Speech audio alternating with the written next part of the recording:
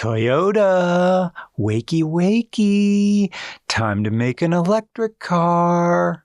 I don't wanna. I wanna keep working on hydrogen. But there's loyal customers in the showroom, Toyota, and they want an electric car. Just give them a hybrid. I got plenty. Now, customers are always right. Just tell Subaru to do it. Not this time, Toyota. This is a group project. Do you want to lose more market share to Hyundai? I have 4 syllables for you. Ioniq 6. Fine, I'll do it. BZ4x. It's a sort of Toyota. Not really fast, not well handling, not revolutionary, not well styled. Bland crossover for people who are either 1, loyal to the Toyota brand, or 2, wandering into smug Donahue Toyota of Delco because it's the closest dealership to their 2,400 square foot Colonial with a detached garage and an indoor jacuzzi, which was used once for DVDA and never again. Anyway, they wander into the showroom looking around with their mouths open like boomers trying to navigate an airport, heads facing one direction, but bodies walking in another. We'd like to see your electric cars. Well, we got one.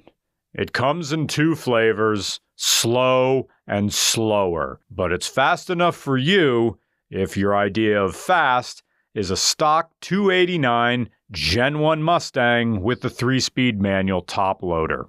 Of all the electric cars I've driven, the BZ4X is the slowest. Even slower than my budget Kia Niro EV. Here's proof. We drag raced my Kia EV and the BZ4X at this stoplight during the road shots. Watch. See? I'm pulling away. And the reason the little Kia is faster is because both of these cars make about 200 horsepower and 200, well, my car makes about 280 pound-feet, this one makes about 290 pound-feet, but the Kia is lighter. Remember the scene from Mad Men Season 1, the Lucky Strike pitch, where he says, "We have 6 identical products. We can say anything we want." I can't do John Hamm. Ford, Toyota, Chevy, Hyundai, Volkswagen, Tesla, and Volvo, BMW, Rivian, and the rest too. All make EVs that all do the same thing with motors and batteries. With the exception of Tesla and maybe Rivian, Lucid too, fine. The only thing you have left to sell is emotion. Ego. Ego stroking. When I slide into an EV, I want to feel like I'm a good person. I'm ahead of the curve. I'm not getting left behind. The future is going to be great. The future is going to be great for me. An electric car can't wow me with performance anymore because the Model S Plaid makes, what? 1,000 foot-pounds of torque? This past summer, a Model S Plaid did a quarter mile in 8.56 seconds with slicks and a hot track. That's faster than the index time for NHRA Super Comp and Super Gas drag racing classes. So unless the acceleration of whatever EV you're selling me is making the vestibular apparatuses of my inner ear freak out and feed me equilibrium error messages, don't even mention performance in the brochure. Unless you're going to suck my dick like an elephant drinking, just give me a hand job. Without the wild styling of the Hyundai or the granite assurance of the Volvo, the BZ4X can only trade on the badge. And this, like the 86 or the Supra, is only partially Toyota. So boasting about quality control is dubious. I mean, I'd rather have a BZ4X than a Chevy Bolt or a Ford Mach-E, but I'd rather drive a Sienna hybrid than those 2 EVs. BZ4X. It's like the car built by Sears Portrait Studio. This is supposed to be the first car for Toyota's new Beyond Zero initiative, a plan to create a line of zero-emission vehicles. Beyond Zero. Beyond Extreme. It sounds like either a malt a seltzer drink or a bottle of supplements I find in the gym room. Beyond zero. Beyond hetero. Beyond horny. Beyond zero to give. I'm done. Tepid acceleration, disappointing range, these vents that vent nothing. It's like the missed belt loop of the automotive world. What purpose is even being served here other than a placebo? Suck that thumb harder, Leroy. Maybe it'll bring back mining jobs too. Crying out loud, you don't even get a glove box. It's like they took the concept less is more and applied it to the entire car without thinking about how that only applies to situations where the quality of the less is equal or greater to than the value of the more. It doesn't really work when the less you're getting is the automotive equivalent of a shoulder shrug. It's even worse when you get something over-engineered for no reason. For example, as Anton tells us, the car has to be turned off to lock or unlock with the key fob. I'm going to say that again. The car has to be turned off before you can lock or unlock it with the key fob, presumably to stop thieves from making off with your car after they realize there's no catalytic converter to steal. But the car will automatically shut itself off after an hour, which is great if you accidentally leave the car running while you take in the groceries or something, but not so great if you lock yourself out of the car while it's running, because then you need to wait an hour before you can use the fob to get back in. This presents an even bigger problem if you lock yourself out while it's running, but someone who can't operate their own door is locked in. I hope you don't need me to tell you that you shouldn't go leaving your pets or your babies in any car, but really don't do that in the BZ4X, not unless you feel like doing a Street Fighter bonus level on your car's windows. Break out the E-Honda 100 hand slap or save old Spark. Is the handling okay? It's non-existent. This thing turns left and right and goes forward and backward. It has all the power of a Kia Niro EV with a couple more 100 pounds. It feels like anti-innovation, rejecting the idea that it has to be anything more than an EV. It's a car that provides ammunition to people who feel like EVs are less of a trend that's happening organically and more something being strong-armed under the public. I hear like, why are they pushing EVs on us? And on the other hand, you have people who are like, don't you want to go fully electric? Aren't you tired of being cucked? Wouldn't you rather be the one doing the cucking?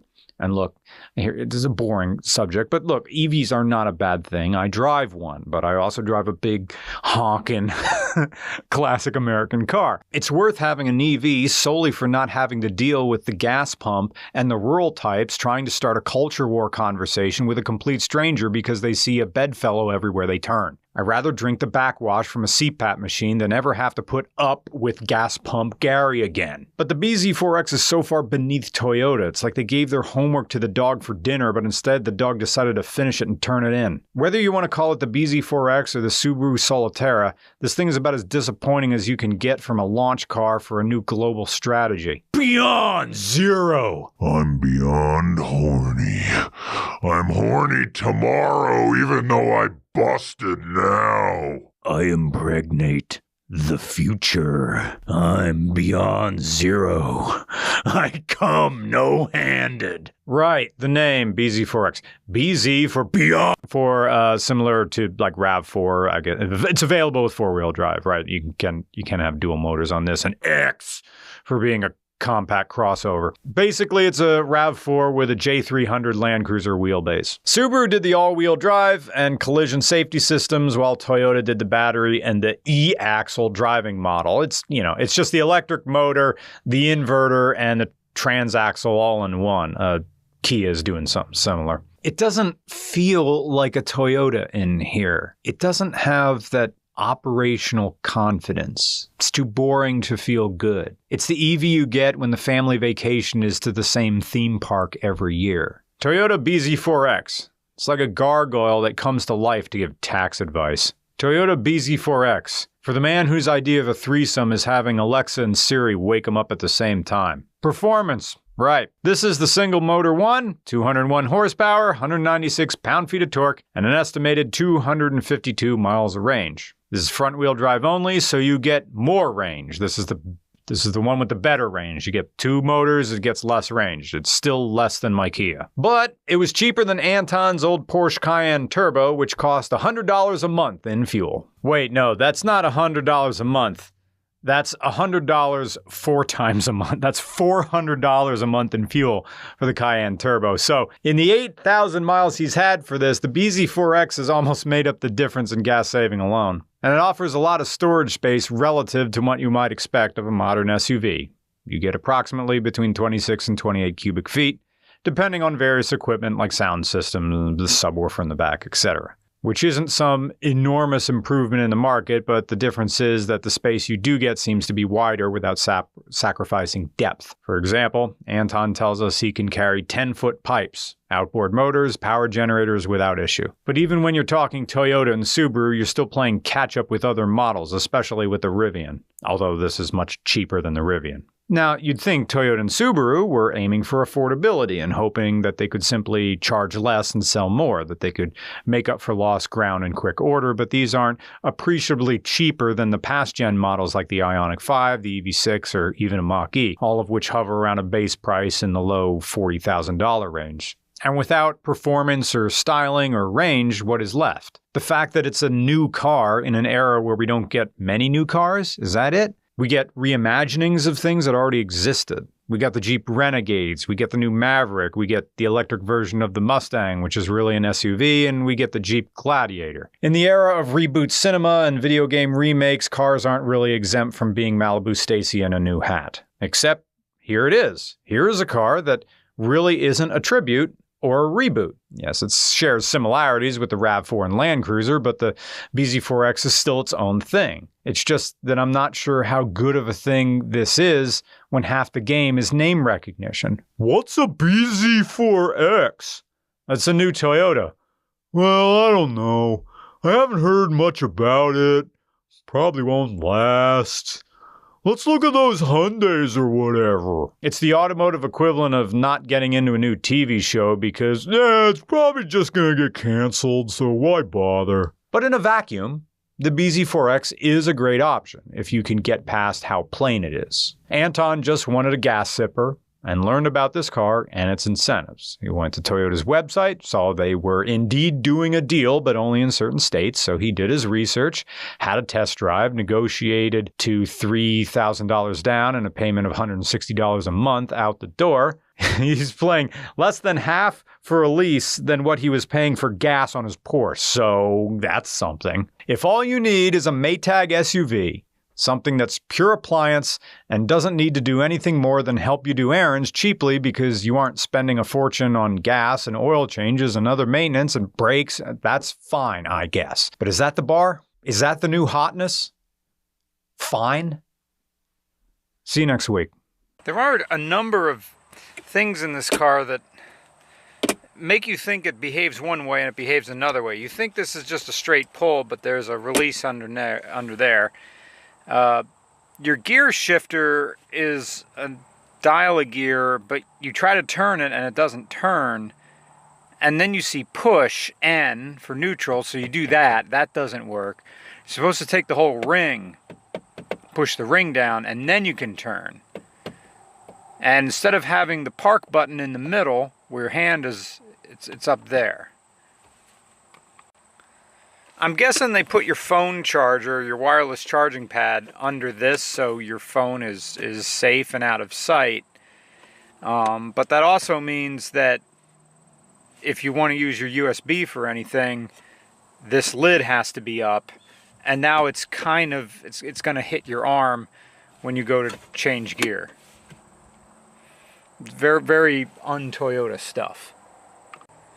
They put your business card reader, they integrate it into your vanity mirror here, which means if you push stuff in on it, you're going to push the plastic backing of the cover into, it's not really glass, but into your mirror and scratch the mirror. I know that we don't really care about these anymore, who really uses these, but yeah, it's the same on the driver's side too.